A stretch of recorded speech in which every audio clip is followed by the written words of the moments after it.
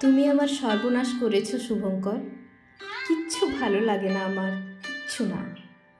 জ্বলন্ত উনুনে ভিজে কয়লার ধোঁয়া আর শ্বাসকষ্ট ঘিরে ফেলেছে আমার 10 দিগন্ত। এখন বৃষ্টি নামলেই কানে আসে নদীর পাড় ভাঙার অকল্যাণ শব্দ। এখন জ্যোৎস্না ফুটলেই দেখতে পাই অন্ধকার শ্মশানযাত্রীর মতো ছুটে চলেছে মৃতদেহের খোঁজে। কিচ্ছু ভালো লাগে না আমার, কিচ্ছু না।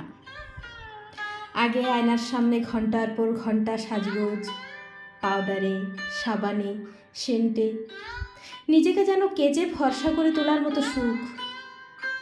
এখন প্রতিবিম্বের দিকে তাকালেই সমস্ত মুখ ভরে যায় গোলমরিচের মতো ব্রণে, বিস্বাদে, বিপন্নতায়। এখন সমস্ত স্বপ্নই যেন বিকট মুখোশের হাসাহাসি। দুঃস্বপ্নকে পার হওয়া সমস্ত সাঁকো ভেঙে চুরমার। কিচ্ছু ভালো লাগে না আমার, কিচ্ছু না। পূর্ণেন্দু পত্রীর এই লেখাটা আমার ভীষণ ভালো লাগলো, তাই ভাবলাম যে তোমাদের সাথে একটু শেয়ার করি। তোমাদের কেমন লাগলো একটু কমেন্ট করে জানিও।